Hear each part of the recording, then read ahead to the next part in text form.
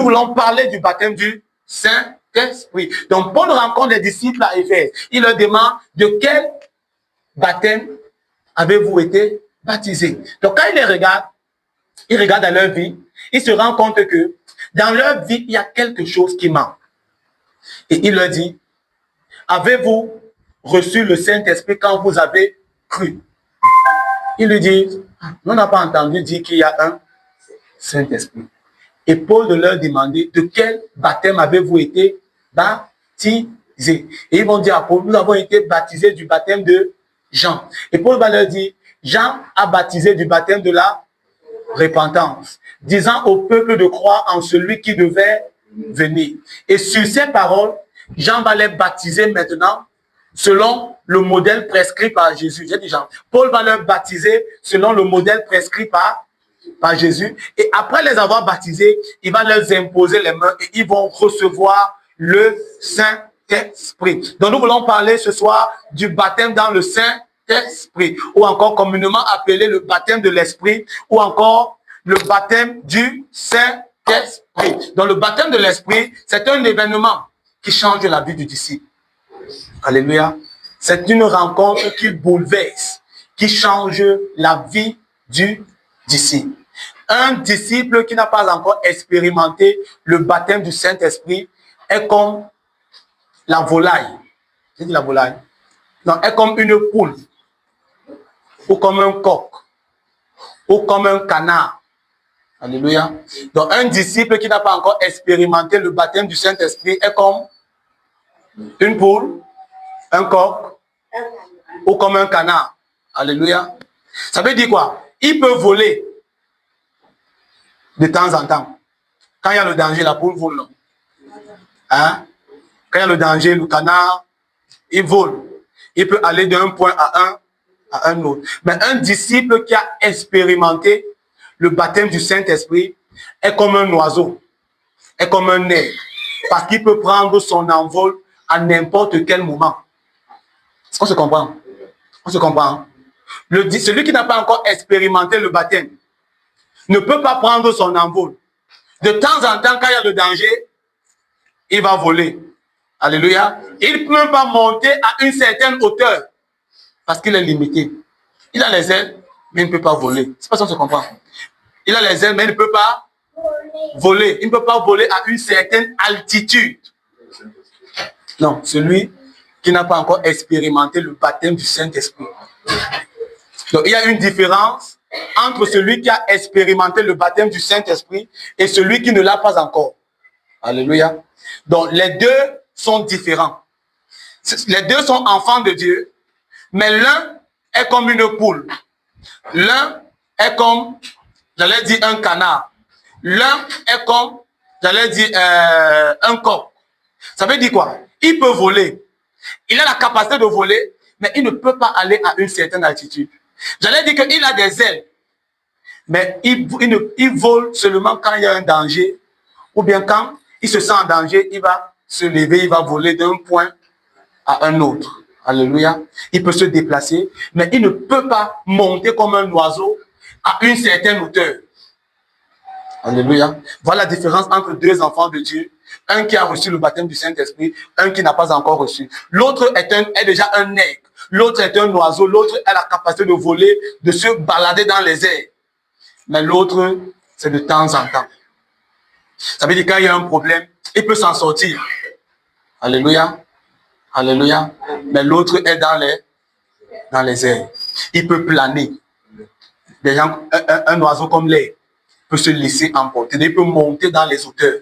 Or, celui-là qui n'a pas encore expérimenté le baptême reste sur place. C'est rare de voir une poule qui traverse même le niveau du toit. Et il peut voler seulement sur une distance. Alors qu'un oiseau, il part. Et plus il monte, il monte, il monte. Et l'aigle maintenant va jusqu'au niveau où les simples oiseaux ne peuvent pas respirer. C'est pourquoi nous devons aspirer à être davantage remplis de l'esprit. Alléluia. Ça veut dire qu'il y a la différence entre les oiseaux et l'aigle et le corbeau. Quand le corbeau se pose sur le dos de l'aigle, il commence à le picorer. L'aigle ne bagarre pas. L'aigle fait une seule chose. Il monte. Il monte. Il monte. Il monte. Il monte. Et il monte, il atteint une dimension où le corbeau ne peut pas respirer. Et le corbeau va tomber seul. Donc il y a des problèmes que, si tu veux avoir la solution, monte. Monte. Ne te soucie pas du problème. Monte. Monte. Monte. Monte. Et quand tu vas atteindre une certaine altitude, là-bas, le corbeau ne peut pas voler. Il va seulement tomber. Donc, des fois, l'aigle ne s'agite pas à combattre le corbeau quand il est sur son dos. Il dit, mon ami, je vais t'amener dans ma dimension. Alléluia. Je vais t'amener où? Dans ma dimension. Je t'amène où? Dans ma... Il y a une dimension où j'ai la capacité de voler, où tu ne peux pas voler. C'est vrai, nous deux, on peut voler. C'est vrai, nous deux, on peut planer. C'est vrai, nous deux, on peut battre des ailes. Alléluia. Mais quand l'aigle, quand le corbeau l'attaque et que le corbeau est sur son dos, il dit, moi, je vais t'amener dans la dimension où seuls ceux-là qui sont de ma nature survivent. Et quand l'aigle la met dans les airs, quand ils arrivent à cette altitude-là, le corbeau tombe de lui-même. Donc, il y a des problèmes qui vont te lâcher quand tu vas monter. Alléluia. Il y a des problèmes qui vont te lâcher, il y a des chaînes.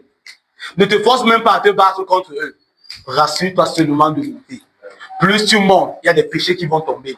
Plus tu montes, il y a des liens familiaux qui vont te lâcher. Plus tu montes, il y a des problèmes, il y a des difficultés financières qui vont te lâcher au nom de Jésus. Et je prie dans le nom de Jésus que tu puisses monter. Ne reste pas au niveau de la poule. La poule peut voler, mais elle ne peut pas voler à une certaine distance et elle ne peut pas voler à une certaine dimension et elle ne peut pas voler à une certaine altitude. Si tu n'as pas encore reçu le baptême du Saint-Esprit, cherche à recevoir ce baptême parce qu'avec ce baptême, tu peux monter dans les altitudes. Et lorsque tu feras face au problème, tu te rassures simplement de faire comme l'air.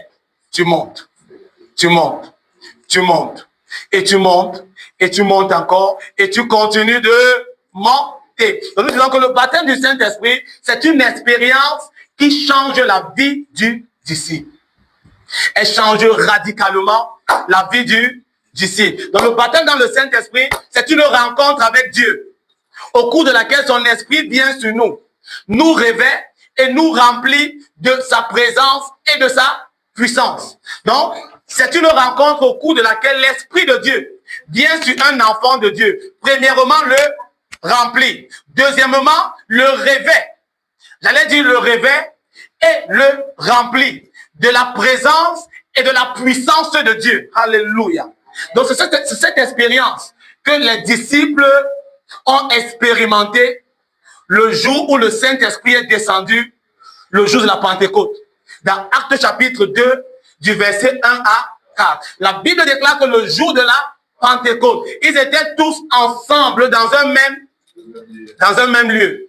Et ils étaient unis. Et la Bible dit que tout à coup, il vint du ciel un vent, un bruit comme celui d'un vent impétueux qui remplit toute la maison. Et la Bible dit que des langues semblables à des langues de feu se reposaient sur eux. Et ils furent tous remplis du Saint-Esprit et se mirent à parler en d'autres langues. Alléluia. Alléluia. Selon que le Saint-Esprit leur donnait de s'exprimer. Donc nous disons que le baptême de l'Esprit, c'est une rencontre. C'est la descente du Saint-Esprit sur un individu et il le révèle premièrement et deuxièmement, il le remplit de la présence de Dieu et de la puissance de Dieu. En d'autres termes, il l'équipe pour faire la mission de Dieu. Il l'équipe pour aller en mission. Alléluia. Il l'équipe afin qu'il passe de l'étape de la poule à l'aigle. De l'étape de, j'allais dire, du coq, du canard à un oiseau. J'allais dire précisément à un aigle. Alléluia. Parce que lorsque l'ennemi va venir, si tu as une poule, tu vas pouvoir fuir. Mais tu vas fuir sur une distance. Alléluia. Quand les aigles attaquent souvent les poules, elles vont fuir sur une distance. Mais elles ne peuvent pas voler longtemps. Alléluia. Mais lorsque tu as reçu le baptême dans l'esprit, tu peux aller à une autre dimension. Et les choses qui concernent le baptême de l'esprit, c'est tout simplement un équipement. Le baptême de l'esprit est un équipement. Le baptême de l'esprit est une expérience de puissance. C'est un revêtement de puissance. Alléluia. Dans Luc 24, verset 49, Jésus dit à ses disciples, attendez, attendez jusqu'à ce que vous soyez revêtus de la puissance d'en haut. Il dit, ne quittez pas Jérusalem. Ne quitte pas ton lieu de prière tant que tu n'as pas été revêtu de la puissance d'en haut. Parce que le baptême de l'esprit est un revêtement de puissance. C'est un équipement. C'est une puissante expérience. C'est une expérience qui change la vie d'un disciple. Donc c'est Dieu qui te révèle, c'est Dieu qui t'équipe de puissance pour que tu fasses son œuvre. Jésus dit aux disciples après sa résurrection, quand il est sur le point de monter, Luc nous dit dans Actes chapitre 1, à partir du verset 1, verset 2, verset 3, verset 4, Jésus va leur dire, car Jean a baptisé d'eau, mais vous, dans peu de jours, vous serez baptisés du Saint-Esprit. Il dit, ne vous éloignez pas de Jérusalem, restez à Jérusalem, attendez. Et il dit, mais vous recevrez une puissance. Le Saint-Esprit survenant sur, c'est alors que vous serez, mais tu ne peux pas être témoin de Jésus tant que tu n'as pas reçu la puissance d'en haut. Tu ne peux pas témoigner de Jésus-Christ tant que le Saint-Esprit n'est pas descendu sur toi et ne t'a pas revêtu de sa présence et de sa puissance. Et c'est pourquoi durant cette semaine de la Pentecôte, nous soupirons après le baptême de l'Esprit, parce que c'est une expérience de puissance. Alléluia. Alléluia. Dans Luc 24, 49, il leur dit, attendez jusqu'à ce que vous soyez revêtus. En d'autres termes, jusqu'à ce que vous soyez habillés de la puissance d'en haut. Alléluia. Alléluia. Alléluia. Et la personne qui décrit le baptême de l'Esprit, ce n'est pas un homme, ce n'est pas une femme, c'est le Seigneur Jésus-Christ. Et il est la meilleure personne.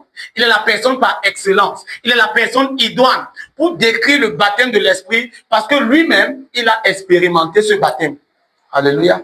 Dans Matthieu 3, qu'on a lu tout à l'heure, à partir du verset 16, quand Jésus se fait baptiser, la Bible dit que le Saint-Esprit va descendre sous forme d'une colombe. Et dans Matthieu 4, Jésus va aller au désert. Il va passer 40 jours et 40 nuits dans le jeûne et là. Et il va attendre. Et dans Luc 4, verset 14, la Bible dit que Jésus, revêtu de la puissance d'en haut, retourna en Galilée. Et sa renommée se répandit. Ça veut dire que pour que tu expérimentes la renommée, tu dois recevoir une chose. La puissance du Saint-Esprit. Donc il dit, quand il est revenu comment? Revêtu. Ça veut dire qu'il est revenu habillé de la puissance d'en haut. Et c'est la même chose que le prophète Élisée a demandé à Élie.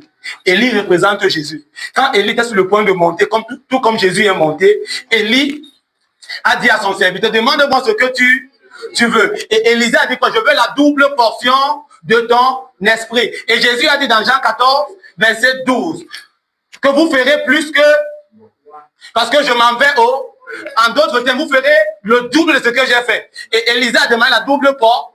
Et quand Élie est monté, qu'est-ce que Élie a relâché?